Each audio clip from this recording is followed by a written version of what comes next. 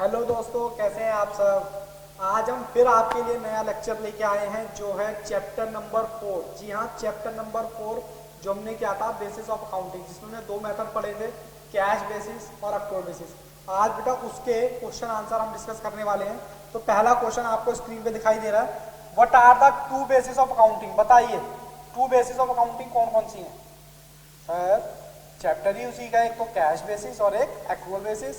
जी कह रहा what do you understand by the cash basis. Sir cash basis में हम अकाउंटिंग से उन्हीं ट्रांजेक्शन के करते हैं जिसमें कैश इन्वॉल्व हो, या तो इनफ्लो हो या आउटफ्लो हो।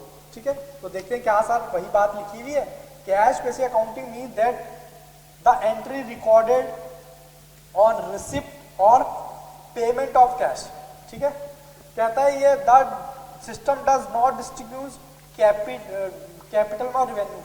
भैया कहाँ से फर्क कर पाएगा ये, जब कैश ट्रांजेक्शन रिकॉर्ड करे तो कहाँ से फर्क कर पाएगा। तो बोला है यहाँ पर कि भैया ये कैपिटल में और रेवेन्यू में फर्क नहीं कर पाता। It also does not recognise prepaid और आउटस्टैंडिंग। प्रीपेड का तो मतलब आपको पता ही है, बेसिक टर्म्स में सीखा था। आउटस्टैंडिंग भी आपको पता है, ठीक है ना। तो कहता है what do you mean by the accrual basis. Accrual basis transaction कौन सी ट्रांजेक्शन होती है, जैसे ही ट्रांजेक्शन हुई आपने रिकॉर्ड कर ली, जब भी ट्रांजेक्शन हुई आपने रिकॉर्ड कर ली, चाहे उसका कैश आपको मिला हो या ना मिला हो।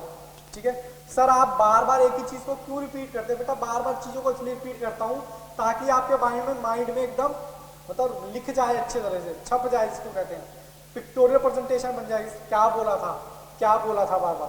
तो what do you understand by accrual assumption. तो अक्रूवल अजम्पशन क्या बोलता है, accrual basis accounting means transaction record at the time when it is entered into, not when settlement। कह रहा है जब हुई तभी एंटर कर लो। In other word under accrual basis accounting entries are made when income earned and expense incurred। Income earn का मतलब कहता है अक्रूड इनकम। अक्रूड इनकम का एग्जांपल बताया था, बैंक में आपने एफडी कराई, 12% के हिसाब से इंटरेस्ट था, पूरे साल में आपको 12,000 रुपये इंटरेस्ट मिलेगा अगर 1 लाख रुपए की एफडी कराई है तो। ठीक है, जैसे जैसे आपका इंटरेस्ट अक्रू होता चला गया, मैंने एग्जांपल दिया था याद करो, जैसे कि 1 महीना बीता इंटरेस्ट अक्रू हो गया आप रिकॉर्ड करो, फिर दूसरा महीना बीता इंटरेस्ट अक्रू हो गया आप रिकॉर्ड कर लो। बताया तो नहीं बताया था। तो वही कह रहा है सेम उसी तरह से एक्सपेंस के बारे में कहता है, चाहे कैश पेड हो या फिर ना हो, मतलब कि कैश की बात भी करता है, कैश पेड हो या ना हो, बाकी इंकर्ड और उसकी बात ज्यादा करता है। फिर बेटा आगे बढ़ते हैं, कहता है डिफरेंस बताओ किसमें, कैश बेसिस और अक्रूवल बेसिस में। मैंने बताया था कैश बेसिस में सिर्फ हम कैश की ट्रांजेक्शन को डील करते हैं, जबकि अक्रूवल बेसिस में बोथ कैश और क्रेडिट दोनों आती हैं। ठीक है, कैश बेसिस में कहता हूं कि ट्रू और फेयर पिक्चर नहीं दिखा पाता, जबकि अक्रूवल बेसिस कहता है ट्रू और फेयर पिक्चर दिखाता है। कैश बेसिस में प्रॉफिट करेक्ट नहीं निकलता भैया, डेप्रिसिएशन का एलिमेंट तो आपने लिया ही नहीं, ठीक है ना। जबकि अक्रूवल बेसिस में हम क्या करते हैं, फॉलो करते हैं। कैश बेसिस में मैचिंग कॉन्सेप्ट फॉलो ही नहीं होता, जबकि अक्रूवल कॉन्सेप्ट में मैचिंग कॉन्सेप्ट फॉलो करता है। सारी दुनिया कौन सा फॉलो मेथड करती है, पूरे वर्ल्ड में कौन सा मेथड फॉलो होता है, सर अक्रूवल। तो देखिए क्या सर वही बात लिखी हुई है, both cash and credit transaction record under accrual basis system, under cash system of accounting only cash transaction record. ठीक है, मतलब इसमें दो बातें बोल दी। पहला बोला कि यहां पर तो बोथ होती है, किसमें, अक्रूवल में, और यहां पर सिर्फ सिंगल होती है। ठीक है जी। उसके बाद कहता है capital and revenue item are distinct, कहां पर अलग अलग करते हैं, कहां पर कैपिटल एक्रूवल में अलग अलग करते हैं, जबकि यहां पर नहीं करते। ठीक है जी। फिर कहता है एडवांटेज बता दो कैश बेसिस में। भैया सिंपल है, कोई एक्सपर्ट नॉलेज की जरूरत तो है नहीं, कोई प्रिंसिपल रूल्स तो लगाने नहीं है, ठीक है ना, मैचिंग कॉन्सेप्ट भी फॉलो नहीं करना।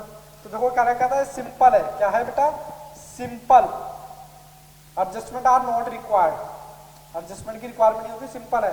कहता है more objective where few estimated judgement, कहता है यहां पर जजमेंट है ना कम होती है,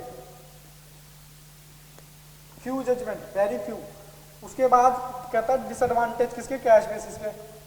बता सकते हो आप खुद से, डिसएडवांटेज बताओ जल्दी से कैश बेसिस के, वही बताए थे, मोर एप्रोप्रिएट नहीं है, मोर रिलायबल नहीं है, ट्रू एंड फेयर पिक्चर नहीं दिखाता, क्योंकि कुछ एलिमेंट तो हम इसमें रिकॉर्ड ही नहीं कर पाते।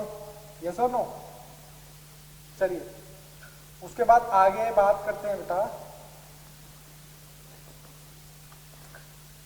डिसएडवांटेज की बात कर रहा है, कहता है कि ट्रू और फेयर पिक्चर तो दिखाता ही नहीं है जी इसकी फाइनेंशियल पोजीशन की, और कहता है does not follow the matching concept.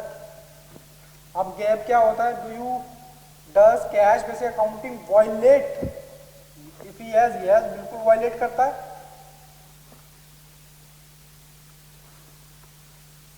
कहता है does cash basis accounting violate करता है, मतलब कि तोड़ता है, इफ ही हैज तो कैसे, तो देखो बिल्कुल तोड़ता है जी।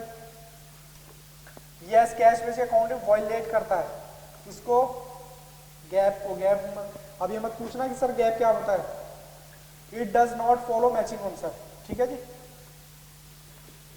और अक्रूवल, फिर कहता है what are the advantages accrual basis के, एडवांटेज बताओ। पहला एडवांटेज है ट्रू और फेयर पिक्चर देता है, ठीक है जी। दूसरा एडवांटेज आप इसमें आप क्या लिख सकते हो बताओ, क्योंकि ये मैंडेटरी बाय लॉ है, मैंडेटरी बाय लॉ मतलब कंपनी एक्ट कहता है, और कंप्लीट पिक्चर दिखाता है, ट्रू एंड फेयर वैल्यू दिखाता है। तो देखिए जी, कहता है जी ट्रू एंड फेयर पिक्चर दिखाता है, प्रॉफिट एंड लॉस करेक्ट बताता है, फाइनेंशियल कहता है show complete picture of the financial statement, ठीक है जी। फिर कहता है इसके डिसएडवांटेज बता दो। डिसएडवांटेज में तो बताओ, इसमें एक्सपर्ट नॉलेज की जरूरत होती है, यस। एक्स्ट्रा टेक्निकल की उसकी जरूरत होती है, एक्स्ट्रा नॉलेज की, यस। तो वही चीजें सारी बातें देखो यहाँ लिखी हुई है। कहता है मोर इलेबोरेट अकाउंटिंग प्रोसेस ज्यादा लगाने पड़ते हैं, इलेबोरेट का मतलब होता है बड़े, और कहता है इट इज मोर कॉम्प्लिकेटेड, कह रहा है कॉम्प्लिकेटेड है भैया कैश बेसिस है, ठीक है जी। इसलिए कहता है रिक्वायर, कहता है एडिक्वेटेड स्किल। तो आई होप बेटा जी यहाँ पर आपको ये चैप्टर समझाया, छोटी सी वीडियो है, सॉरी छोटी सी वीडियो तो है, लेकिन सर एमसीक्यूज तो डिस्कस करें नहीं, सॉरी बेटा सॉरी। ये लीजिए एमसीक्यूज भी, ये रहे एमसीक्यूज भी डिस्कस कर लेते हैं, बहुत ही इजी है, ठीक है। और 2-4 एमसीक्यूज है। कहता है under cash basis accounting expense are record, किस बेसिस, पेमेंट बेसिस पर या अरे सर इनकम बेसिस पर तो अक्रूवल करता है, तो उसका आंसर कौन सा हो गया, ये पेमेंट बेसिस, ठीक है जी।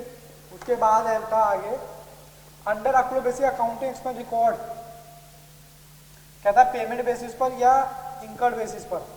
वैसे तो पेमेंट बेसिस पर भी करता है और इनकर्ड बेसिस पर भी करता है, यानी बोथ करते हैं, तो यहाँ कोई ऐसा ऑप्शन नहीं है, कहता है आइदर ए और बी।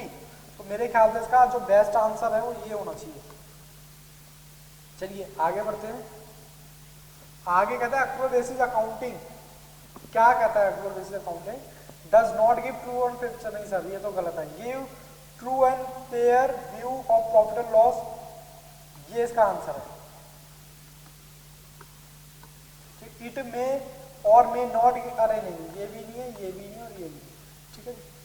उसका accrual basis accounting recognise outstanding और प्रीपेड, यस। अक्रूवल इनकम और इनकम, जी जी जी जी दोनों रिकॉर्ड करता है जी।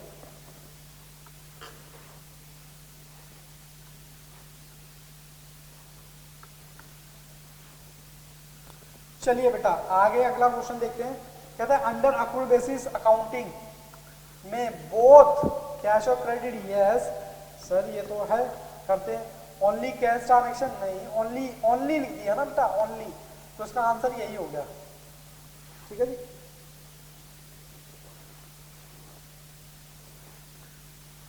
ठीक है जी सर, ये क्वेश्चन आप कहाँ से करा रहे हो बेटा, मैं ये क्वेश्चन टीएस ग्रेवाल की बुक से करा रहा हूँ, ठीक है। तो आई होप आपको यहाँ तक किसी भी टॉपिक में कोई दिक्कत नहीं है। ये हमने क्या किया बेटा, डिस्कस कर लिया कि एग्जाम में, अब देखो एग्जाम में इससे बाहर कुछ नहीं आने वाला। आप कहीं कहो कि सर एग्जाम में ऐसा क्या, एग्जाम में इससे बाहर कुछ भी नहीं आने वाला, ठीक है जी। तो आप इतना कर लेंगे आपके लिए मोर सफिशिएंट है, ठीक है। तो इस वीडियो में बाबू उतना ही रखता हूँ, थैंक यू।